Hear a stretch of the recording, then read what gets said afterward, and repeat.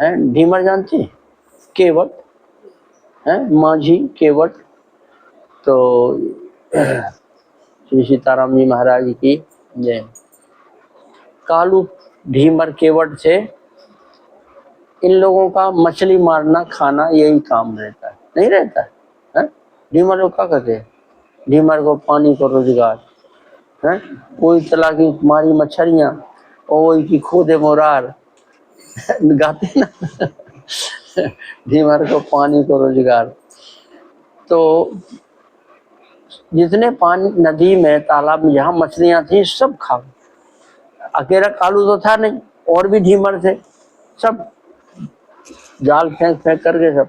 अब वो बची, अब इतनी छोटी छोटी बची, अब कैसे काम हो।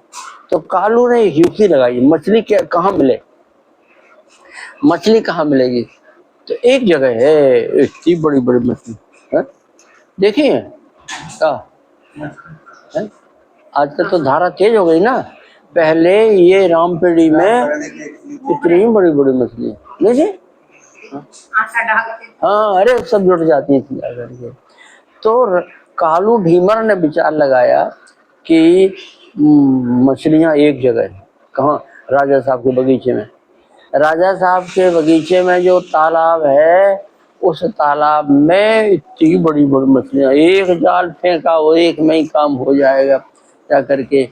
लेकिन वहाँ सिपाही रहते हैं, सिपाही रहते हैं, लेकिन मई जून में वहाँ सिपाही, इतनी तेज गर्मी पड़ती है, धूप आग बरस रही, सब सिपाही भाग जाते हैं, तालाब पे कोई नहीं रहता जा करके।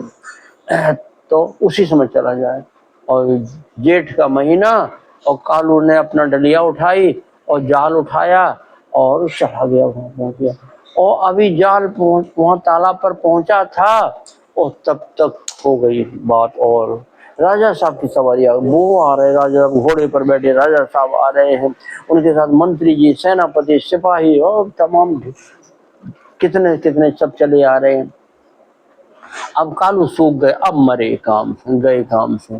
क्योंकि राजा साहब आएंगे, देखेंगे तालाब के पास में डलिया लेकर के, जाल लेकर खड़ा हुआ है, मतलब क्या, क्यों आए तुम यहाँ पर, किस लिए आए। तो फिर हम जो है FIR दर्ज नहीं होना है, फिर कोर्ट में केस नहीं जाना है, फिर क्या होना है, सीधे मारो इसको। राजाओं का कानून जो है ना, राजाओं के मुंह में होता था, जो बोल दिया तो बोल दिया, हो गया। अब मारे, अब गए काम से, हे भगवान बचाओ, हे भगवान बचाओ, रक्षा करो रक्षा करो। अब कालू के तो होश उड़ गए, अब क्या करें। युक्ति आई समझ में, भगवान ने युक्ति दी। वहाँ तालाब की जो काली वो गीली मिट्टी थी ना, मिट्टी निकाले और मिट्टी निकाल के लगाई ऐसे, इसमें इधर लगा इधर लगा इधर लगा इधर लगाए। और जेठ का महीना, और 2 मिनट में सब सूख साख गए। और फिर एक पेड़ के नीचे कालू में वो डलिया थी ना, उसमें जाल डाल दिया और उसमें एक आध ईंटा डाल दिया, फेंक दिया पानी में।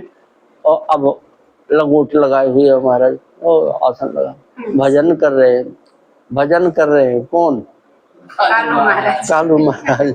राजा साहब से आए, कहीं पेड़ों के नीचे कुर्सी उर्सी डाल दी गई, वहां पर राजा साहब विराजमान हुए। एक सिपाही आए, देखे और देखे तो महात्मा जी बैठे भजन कर रहे हैं, भजन कर रहे हैं महात्मा जी। राजा बड़ा श्रद्धालु था। तो सिपाही गया जाकर, महाराज साहब बगीचे में एक संत भगवान समाधि लगाए हुए हैं, बहुत भजन करने वाले हैं, इतने त्यागी महात्मा हैं। और लोग रहते, आसन रखते हैं, कमंडल रखते हैं, जाकर के माला रखते हैं, कुछ नहीं है, निराट निराट बैठे हुए हैं, उनके पास कोई सामग्री नहीं है। हमारा महात्यागी है, महात्मा है। तो दर्शन करना चाहिए। राजा साहब ने कहा हम दर्शन करें, हमारा बगीचा धन हो गया। महात्मा जी भजन कर रहे हैं, आए राजा साहब, वाह क्या बात है, देखो तो कैसे महात्मा बैठे हुए भजन करते हैं। राजा साहब ने 5 मोहरें निकाली अपने, हाँ बगीचा धन हो गया हमारा। 5 मोहरें रखी जा करके, और उसके बाद जो सेनापति थे एक एक मोहर, मंत्रियों ने एक एक मोहर रखी, सिपाहियों ने चांदी के रुपए रखे, ढेर लग गया। और समाधि लगी तो लगी है महाराज कालू महाराज की।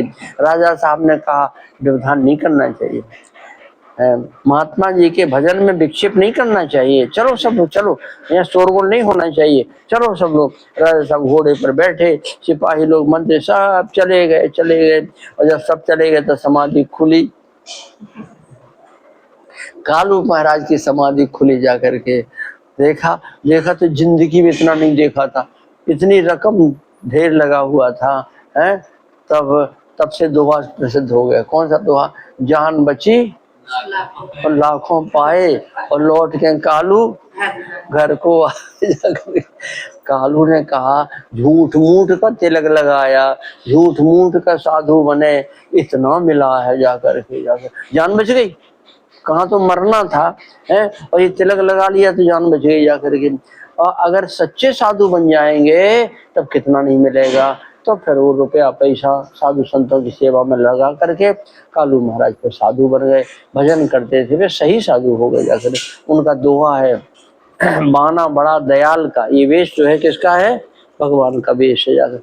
माना बड़ा दयाल का, तिलक छाप रुमाल, यम डर पे कालू कहें भय माने भूपाल।